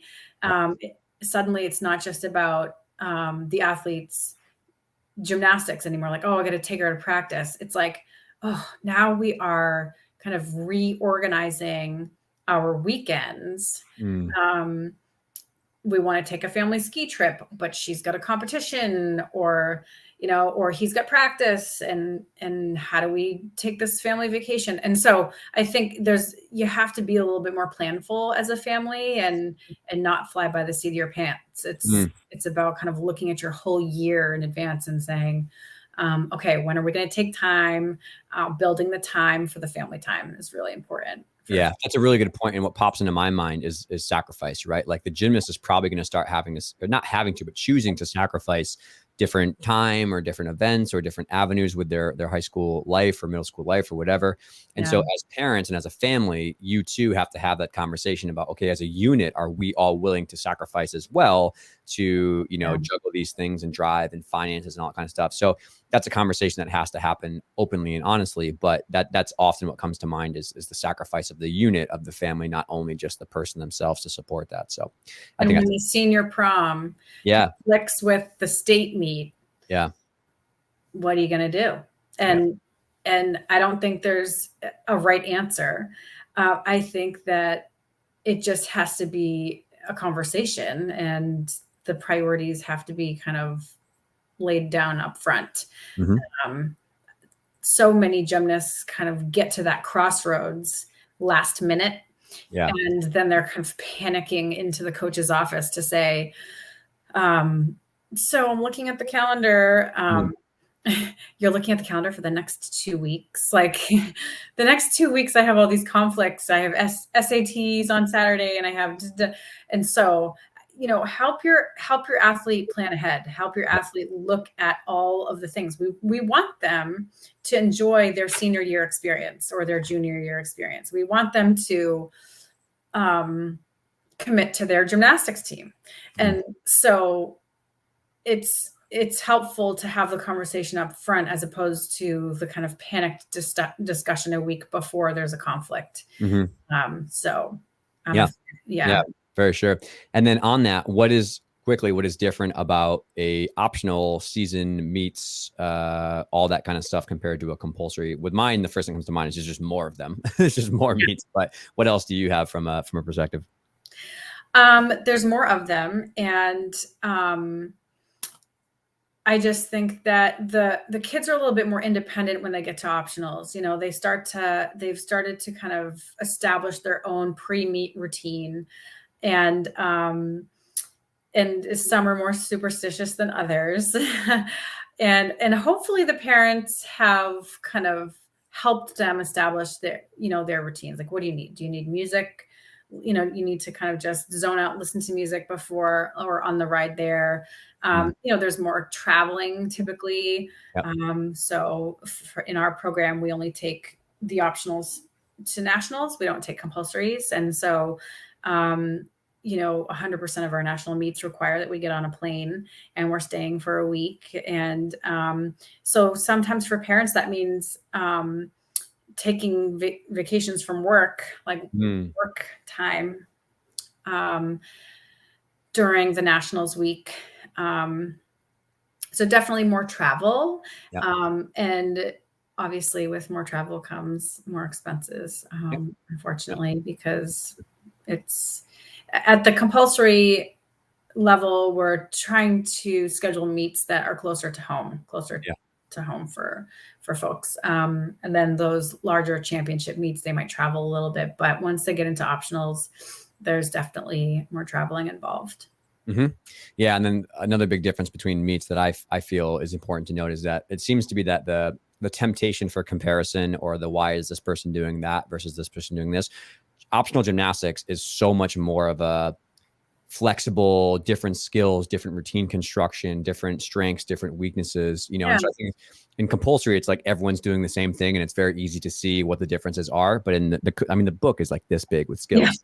You're going to see so many different routine constructions and so many different options and stuff like that. So the temptation becomes a little bit higher for comparison of why someone's doing something versus that. But I would just, again, as we belabored the point, just be very careful not to compare athletes versus each other, instead just compare themselves to their best effort. So, all right, before we move on to the ending, we'd be remiss to talk about the fact that in optional gymnastics, typically, mostly always, puberty is a raging monster, which is something we are all dealing with. So I would just say maybe from a parent's perspective, I don't want to go down the rabbit hole of what's happening, but from a parent's perspective, as our experience is what can we maybe help arm parents with for when inevitably puberty comes as a tidal wave during these optional years. Oh, it's so hard. It's so hard. It is so hard, parents. And I think one of the hardest parts is that their bodies are changing and they're literally having to relearn their gymnastic skills with a different body. Yep. So with more height or more weight or both, comes just a different kind of rotation. Like suddenly their bodies rotate differently. They flip at a different rate. They spin at a different rate. That low bar is a lot closer. Yeah, exactly. Yep. Suddenly they're getting those heels on the low bar. And it's incredibly frustrating for the gymnasts because they've worked so hard to achieve a certain skill level, and it feels like you have to start all over again and kind of relearn your skills with your new body. Yep. Now that doesn't even include all of the kind of emotional pieces that come with my leotard fits differently. Suddenly I'm a size, whatever. I mean, these gymnasts are not wearing much when they're in the gym because they're gymnasts and they're in leotards, and it's hard when their bodies start changing and they start feeling self-conscious. So watch out, parents. Yeah. I mean, it's tough. I would say that the best thing we can do for them as parents is just support them through the process. Like, is this something that you still love to do? Teach them how to love themselves, teach them how to love their bodies, really body positive focused. And be on the lookout for like little comments from either your athletes or their coaches that maybe don't seem right or feel right. And don't be afraid to come forward and say, I don't feel that wasn't appropriate, and be an advocate for your child. Yep, definitely. Because it's hard. It's a tough time. Yeah, absolutely. And I think really tough time. kind of on as we keep coming back to is communication is key, but also like education is by far your best weapon against puberty. So even the fact that someone's listening to this podcast and is getting educated is really good, but know what is normal to see in someone who goes through changes. The flexibility is going to go down. The strength and power is going to go down temporarily. Like you said, the changes are going to happen. And so I think in terms of this helps lead into the conversation about what's different in optionals is there's a lot more aches and pains and injuries through puberty and beyond because the sport is just so much harder on their body. But it really it speaks to the need to really be open and flexible about modifying and changing things, right? Communicating with coaches about different skills to try or different options to try, but also like, not doing certain meets or just like, we're not going to go to this invitational anymore we thought we are going to go to because her poor back is really sore. Her knees are really sore. It just doesn't feel like it's working. And it's unsafe for us to put her in the situation mentally where she's highly worried about it. Yeah. So we'll just kind of take this 2-month period when we normally would have these meets and we'll just ride it out. I've had a lot of athletes who go through, it's called peak height velocity, where they change the fastest, the quickest. And yeah, the low bar is closer and the twists don't get around and the landings feel really, really awkward. And so it's like, well, bummer, we're going to lose the meet fee on this. And, the travel, we can't get our plane ticket back, but we're just going to ride this out. We're going to go watch. We're going to be a spectator. We're going to do one event. We're just going to do it. And it's totally fine. It's totally okay. So I think the ability to be flexible during this time period is really, really important. Again, literally, if your goal is to be in optional gymnastics as a 17-year level 7 and just hang out for the rest of your life, or if you literally want to make a national team and go to the Olympics, the ones that are more flexible and over communicate about problems are typically doing the best. The other thing that I would want to recommend to people is that training hard is a good thing. Like, I think a lot of people get worried about overtraining, which is definitely really important. You don't want to crush somebody, but in order to be successful and safe in optional gymnastics, you have to train hard, but smart. So I think that's where like the role of like proactive physical therapy or proactive strength and conditioning comes in and mixing up your training. It's not only about all events all the time, but a good program, a good coach will have a holistic approach to 20 to 25 hours in the gym as an adult of flexibility, dance, prehab, strength conditioning, right? Like event time, drills, light days, heavy days, medium days, off days, taking rest, taking not, I think the better you can have a conversation around that is crucial. And as you said, the mental health aspect is going to come so importantly during this. So not stigmatizing that, making sure that mental health, it's a conversation that's just important as physical health. It's often really important for the pressure, the stress, the anxiety, sometimes the sadness, depression with all this kind of stuff. So, and the beauty of optional gymnastics from a skill standpoint is that there are options. Yeah. And so you may find that your athlete changes her routine. Yeah.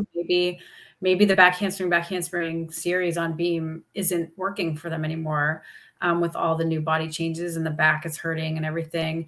And so we're switching to forward moving skills, or maybe we're doing side aerial connection, or I think that being as flexible as your athlete is going to have to be with constructing the routines is important for parents to say, like, encouraging them in that process.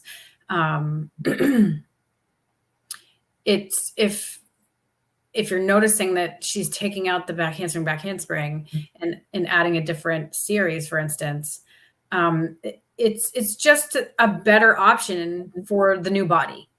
It's not any better or any worse than what was being done before. And so I don't know. I think sometimes some gym programs get stuck in like, okay, every level 8 is doing this series. It's like, well, no, it's called optional gymnastics for a reason. There's options and there are lots of skills in that thick coat of points. So lots to choose from. And it's on the coaches to really be creative in working with the new bodies that come about after puberty.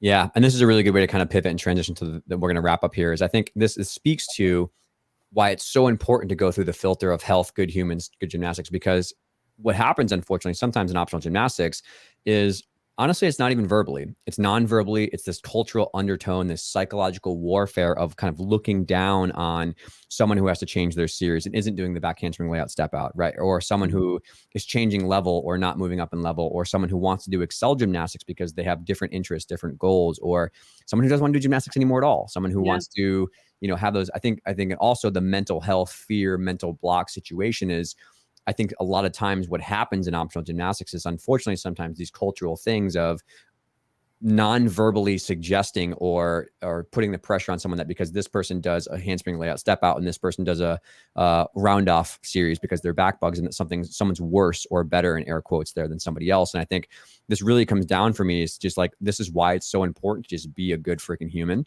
is not have somebody who is better or worse for their skills or changes levels or does excel. Like, excel's no worse, no better than optionals. It's just a different choice. Same thing with adult gymnastics is the same. Like, you have whatever you want to do is fine. We have a program that's available for all of you, what you want to do. And it's okay if your goals change or if you're struggling with the mental thing. And so that being said, I think the conversation shifts to parents who are frustrated or trying to figure out how to find a gym like this or how to live in a gym like this because maybe they don't feel as though the support network is there, is how do we help people who, or what are the recommendations to people or parents who are not in an environment that is great? So say the vibe is weird or the culture doesn't support this. What are your pieces of advice for parents to kind of deal with some of these possible light bulb moments? Find a new gym. Yeah. Culture is everything. Yeah. Be kind to people. Come on. Yeah. I mean, it's tough times for all when these kids are going through these changes. And, if the support system isn't there from the administrative standpoint or from the, at the ground level, from gymnast to gymnast, then your athlete is going to have a really hard time. And so I don't think it's a bad thing to kind of reevaluate the situation that they're in if you have to. And that's assuming that you've already, had the tough conversation with the leader of the gym to say, hey, this is what's going on. It feels kind of icky. Yep. I mean, of course, like we've been preaching this whole podcast, communication is key. Have the tough conversation. Be an advocate for your athlete. And if you feel like you've done that, and I always use the 3 strikes rule, if you feel like you have reached out 3 times and nothing's changing, then start looking around, see what else is out there. Because making a move even in the middle of junior year, I mean, we see it all the time. How many kids have come to our gym from other gyms their junior year, and they are so grateful that they did, and they're working for us now, because they can continue to love a sport that they've put so much into. You don't want your gymnasts to fall out of love for their sport because of the way they're being treated in their gym. Find a new scenario for them, a new gym that supports what they're doing and where they're at. Yeah, and we've talked about this on past podcasts. Our strategy for trying to advise people going from like the parent looking in to try to talk to a coach, right, is trying to lead that with a level head professional, but also like an empathetic point of view of, you know, what's going on with that coach who's maybe dealing with 14 different kids on a team in the middle of meet season, and they're burnt out because they have to work weekends and all that kind of stuff. But one is try to make sure you bring facts to that situation, not gossip or assumptions. Like, don't just jump to conclusions, bring actual facts of what things are bothering you and what things you'd like to see changes for. And on that note is bring solutions to that meeting, right? If you approach that meeting with empathy, factual information, and say, hey, listen, I know this is challenging. Here are 3 things that I've thought about in relation to, I don't know, a billion different problems, but here's some things that I've talked about. We've talked also about like strength in numbers is helpful. If there's 4 or 5 other parents that voice equal concerns about a certain situation or coach or way something is done, is bring the facts of all those people to that conversation. And it might be more easier to digest for someone than just being like gossiping about it. So you go through that entire chain of command as you talk to the head coach, then you talk to the gym owner. If the gym owner is the problem, the gym is the problem. You ask yourself, is this a good fit? And if it's not, you move on. And so I think that's a good parent to coach one way, but also something that you're really good at. And you thank goodness that I've had you to help me with this, is like, what do you do from a gym owner perspective when in a parent group, there's amazing, great parents, they're all wonderful, but there's one parent who is like a cancer, and that they're constantly gossiping and they're yelling from the stands and they're talking behind people's back. And maybe that athlete is a problem on the team too, because they're bullying people. So what do you have for advice from the gym owner leader point of view, working backwards to a wonderful group of parents, 99.9%, but that one parent who's just like brutal? Don't you love those? Yeah, I mean, we have 4 really strong core values that we stand by in our program: caring, honesty, respect, and responsibility. And so when I see that any of the parents are not upholding those values, it's really easy for me to just sit down with them and say, hey, listen, we're noticing that you're not being very respectful here. Or, you know, your behavior doing X, Y, and Z is showing me that you're not being honest with yourself or caring about our program, depending on the situation. And I just drive home the point that we work very hard to uphold these core values every day. Everybody that works here, everybody that's involved in the program, we are all held to the same values.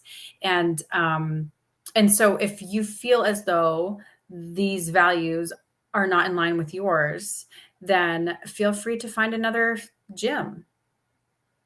Or I would kindly ask you to never return to our space if you're going to behave that way. And so it's tough, but really what you're doing is you're defending your program, you're protecting your program and your kids and your parents and all the people that are doing it right. All the people that are putting energy into doing the right thing, even when it's the hard thing to do. You're protecting those folks, and that is gold. I mean, that is so important. So that one cancer, gotta let them go.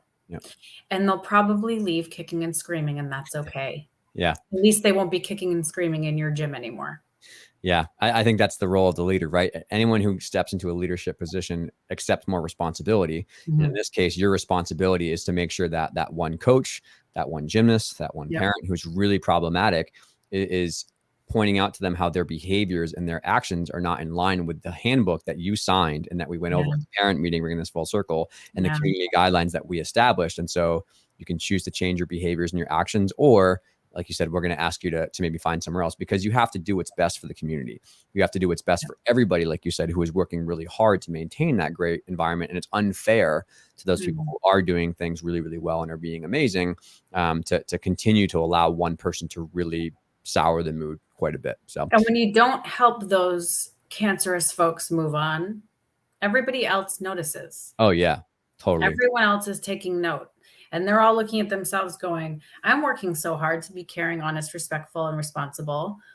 What is this person doing? Right. And then it's this big question mark. Why am I doing this? Yeah. Why am I working so hard to uphold these values if he or she can just get away with this over there? And then as the leader or the owner, suddenly they start to question your integrity. Right. And that's the worst thing. I mean, for me, that is enough motivation right there. The worst thing you can do is question my integrity. I don't want that ever to happen.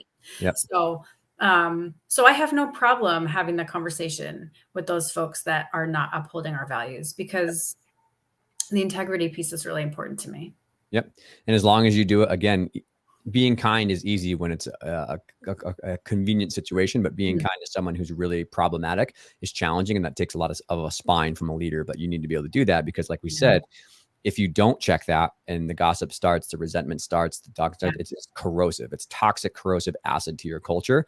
And you'll quickly learn to resent your life and job and working and stuff like that. And everything is negative, right? You can make every part of your department crash. Your financial stuff, because people will start leaving the gym because they're unhappy. The performance will go down. The emotional health of people will go down. You have mental health problems. So it's better to just have that hard conversation and do it with people of support to move past it. But yeah, and I think this program is a good fit for everyone, you know, totally. So Different it's like, styles.